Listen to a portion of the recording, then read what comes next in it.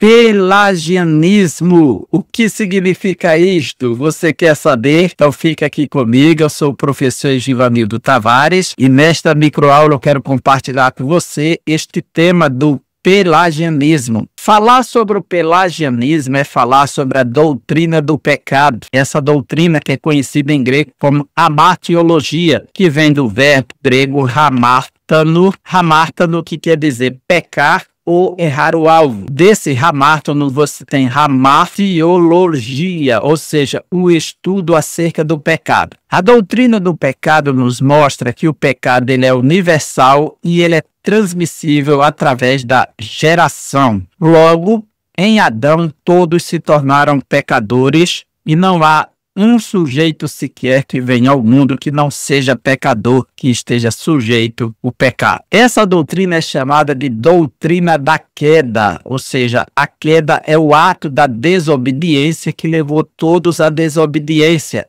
Isso está escrito em Romanos capítulo 5, versículos 12 a 21, que Paulo mostra o efeito da queda de Adão. E diz, por um homem entrou o pecado no mundo. Mas que isso tem a ver com a doutrina de Pelágio. Pelagianismo, que é a negação do pecado original, é uma doutrina que foi arquitetada por um sujeito chamado Pelágio, que iremos abordar um pouco da sua biografia e suas principais doutrinas e seus opositores, sínodos e concílios que o condenaram, e como esta doutrina atravessou os séculos e chegou até nós. Mas para compreendermos esta doutrina, precisamos entender que na história do cristianismo sempre houve batalhas pela sã doutrina. E essas batalhas se deram nesses termos. Vamos ver uma panorâmica da história da igreja até o pelagianismo. Nesta pequena tabela você verá que o desenvolvimento das doutrinas, como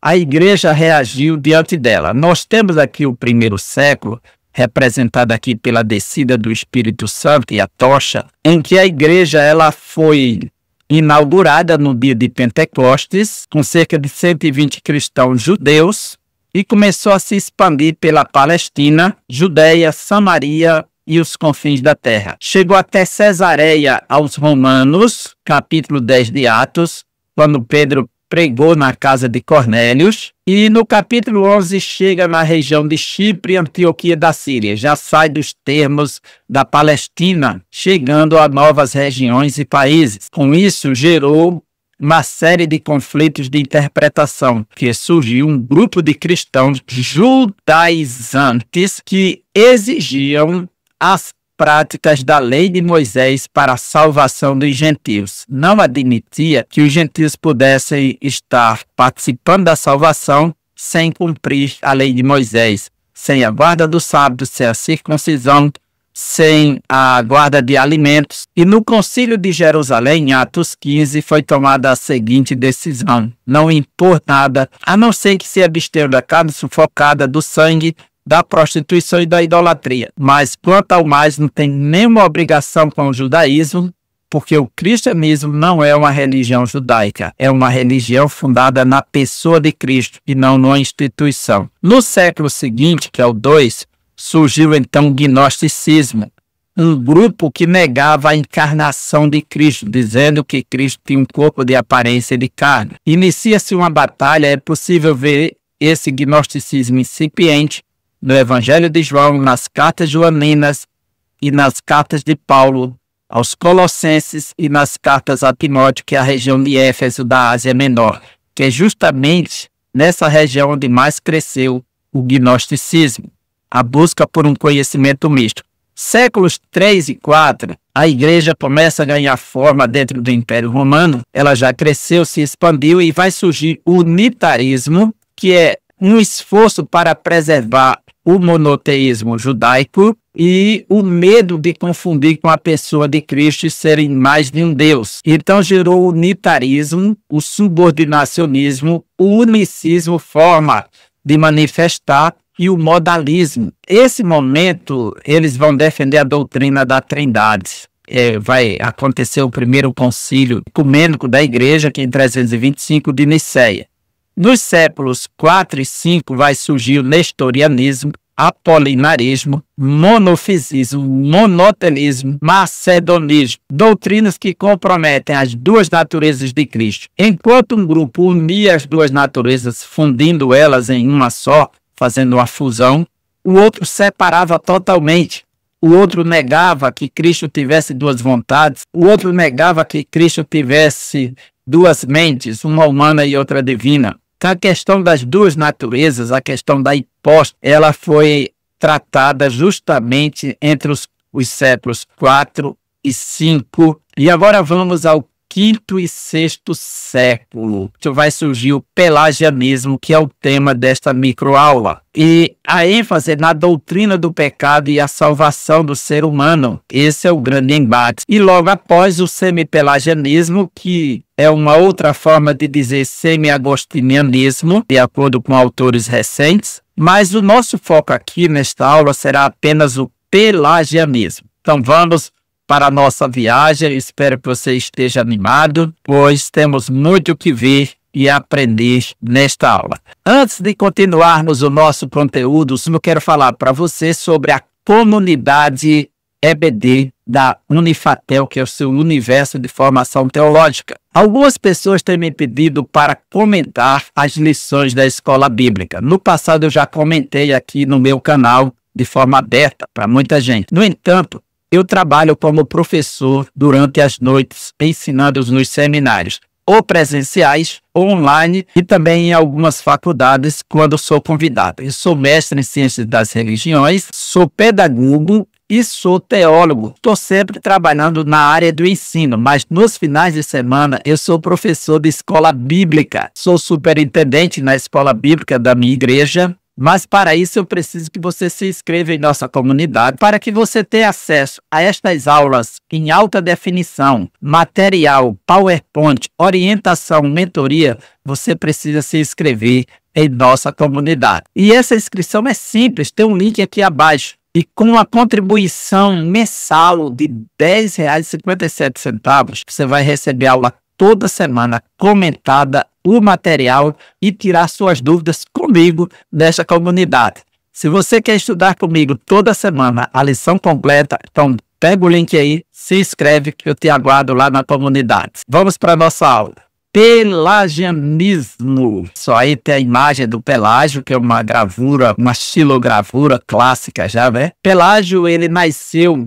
Esse C aí é de cerca, aproximadamente 350, e viveu até 423, ou 422, ou 21. Não há muita certeza acerca do tempo da morte de Pelágio. Não há nenhum registro que notifique isso para nós. Ele nasceu na Grã-Bretanha, se tornou monge e asceta por volta dos anos 380 a 390 e passou a defender a vida monástica, a ascese, a autodisciplina. Em cerca de 400 ele desceu para Roma. Chegando lá ele foi impactado com a podridão moral que dominava a igreja. Ele ficou impressionado e foi fazer pesquisas que motivavam alguns cristãos a não adotarem um padrão ético, moral e espiritual à altura da fé cristã. Esta preocupação levou Pelágio a escrever muitos textos defendendo a moral cristã e exortar os cristãos de Roma. Ele escreveu comentários das cartas de Paulo,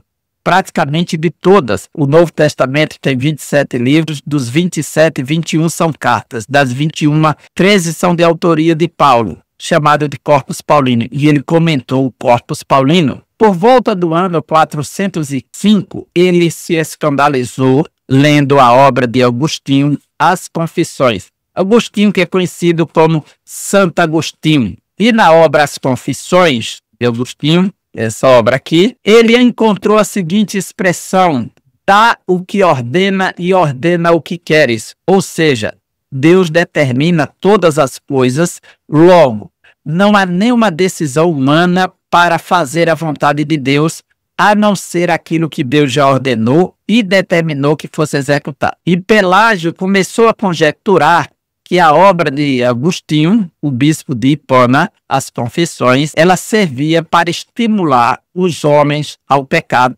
à depravação em Roma. Ele culpou essa obra porque, na concepção de Agostinho, tudo está dentro da determinação de Deus, da visão monergística, monos, único, e energés, energia, ou seja, força, uma única força que atua para operar o bem no homem, que seria da parte de Deus. O homem não precisa fazer nenhum esforço, tomar nenhuma decisão, que seria o livre-arbítrio. E Pelágio começou a se aborrecer com essa visão de Agostinho. Dizia Pelágio: é necessário evitar que as pessoas possam dizer pecam devido à sua própria natureza pecaminosa, que usem isto como desculpa para não seguir os mandamentos de Deus. Segundo Justo Gonzalez, que Pelágio está preocupado é que as pessoas não assumam responsabilidades que Deus já determinou pela lei e pelo evangelho que cumprissem, se justificando por conta da sua natureza pecaminosa. Ele percebe que a doutrina de Agostinho compromete a liberdade humana,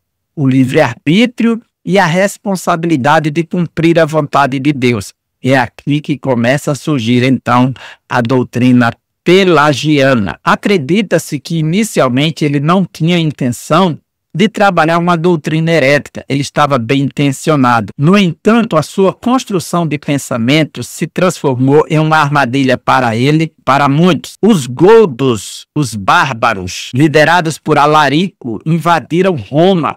Com isso, Pelágio fugiu de Roma, levando consigo o seu discípulo Celestio para a África, já que o Império Romano naqueles dias se estendia até o norte da África. Chegando na África, ele deixou Celestio e foi para a Palestina. Naqueles dias na Palestina, um dos bispos mais influentes estava em Belém, que era Jerônimo. Ele começou a disseminar o seu ensino, se opondo aos ensinos de Agostinho, que defendia a graça preveniente, a ação de Deus antecipatória para salvar o homem. E o seu discípulo Celestio deixou a África e foi para a cidade de Cartago, que fica no norte da África. Chegando em Cartago, os ensinos de Celestio, que era o mesmo ensino de Pelágio, foi identificado como heresia.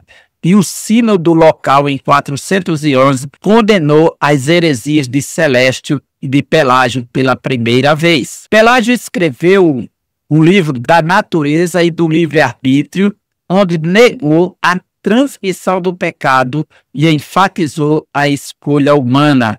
Ou seja, o ser humano peca porque escolhe pecar. Ele não peca porque é pecador, ele peca porque ele é rebelde. Ele negou que o pecado tivesse influência. Também negou que o pecado de Adão só fez mal a Adão e a ninguém mais. Que o ser humano ele não nasce corrompido, mas ele é corrompido pela sociedade. As doutrinas de Pelágio foram condenadas em 415 no sínodo de Dióspolis. Dióspolis era uma cidade da Palestina. Depois, no sínodo de Jerusalém, no mesmo ano, o sínodo é uma decisão local, onde todos comungam da mesma ideia, da mesma doutrina. Daí a palavra sim, que é unir, e rodós, que é caminho, unidos no mesmo caminho. Quando os bispos de Dióspolis e de Jerusalém perceberam que a doutrina de Pelágio ia de encontro à doutrina de Agostinho e dos pais da igreja, eles se oporam de imediato e ali julgaram a sua doutrina como herética. Entre os principais opositores de Pelágio estava Jerônimo e Paulo Osório. Jerônimo era amigo de Agostinho e Osório era discípulo de Agostinho. Jerônimo, ele ficou conhecido na história por ter traduzido a Bíblia para o latim, a famosa Vulgata Latina de São Jerônimo. Lá em Belém, quem visita Israel, existe o escritório, que significa escritório, que Jerônimo usou para traduzir a Bíblia do hebraico e grego para o latim, que se tornou a Bíblia oficial da Igreja Católica. E a gente percebe que Pelágio e sua doutrina está sendo rejeitada e condenada como herética apenas nos sínodos. Em 416, o sínodo de Mileve e Cartago eles condenam Pelágio e Celestio por conta de suas doutrinas. Eles devem ser excomungados. No entanto, apelaram para o novo Papa para que ele não fosse excomungado. E Zósimo, que em 417 assumiu como novo Papa, foi-lhe dar um salvo-conduto, mas os bispos da África escreveram, e eram muitos, mostrando os erros de Pelágio. E ele foi obrigado, em 417, a promover um sínodo em Roma e condenar as doutrinas de Pelágio e Celestio. No ano seguinte, em 418, outro sínodo em Cartago, com cerca de 200 bispos. Esse daqui é considerado por Agostinho o sínodo mais importante da história dos dias de Agostinho, que é nesse sínodo que será condenado todas as grandes doutrinas de Pelágio e de seus seguidores. Em 423, provavelmente, aconteceu a morte de Pelágio, e a sua condenação final se dá em 431, no concílio de Éfeso, aquele que condenou Nestório também. Essa aqui é um tipo de condenação póstuma, pois ele já havia morrido. Mas para que a doutrina não se espalhasse, ele foi condenado aqui e encerrou. Essa doutrina comprometia a doutrina do pecado original, da queda universal, e a ênfase estava no livre-arbítrio humano. Para Pelágio, a salvação não inicia com Deus, mas com o livre-arbítrio humano. Daí que isso gerou polêmica, e sempre que alguém levantava a ideia de colocar o livre-arbítrio no processo de salvação, logo se acusava de pelagianos ou semi-pelagianos. Isso aconteceu no conflito entre jesuítas e dominicanos, entre lutérios escolásticos e entre os calvinistas e arminianos. No entanto, pós-concílio de Éfeso, surgiu um movimento de resistência ao ensino de Agostinho, que era monergístico, e passou a defender o sinergismo, ou seja, a união das forças, que a graça preveniente ou antecedente, ela capacita o ser humano a responder. A salvação, ela não parte do livre-arbítrio, ela parte da graça de Deus. No entanto, o livre-arbítrio é quem responde ao chamado divino, porque essa capacidade volitiva foi dada ao ser humano. E esse movimento é chamado de semi-agostinianismo, ou semi-agostiniano, porque é a metade da doutrina de Agostinho, acreditando na doutrina da depravação total, do pecado universal, mas entendendo que a graça, ela age e o livre-arbítrio responde. E isso chamou de semi-agostinianismo, e essa doutrina se espalhou. Esse tema seria material para uma outra aula, mas para não estender muito, nós finalizamos aqui essa microaula, agradecendo a você que esteve conosco até agora, e espero que você esteja inscrito em nosso canal, espero que dê o seu like, compartilhe com seus amigos. Eu te aguardo. Um grande abraço, até lá.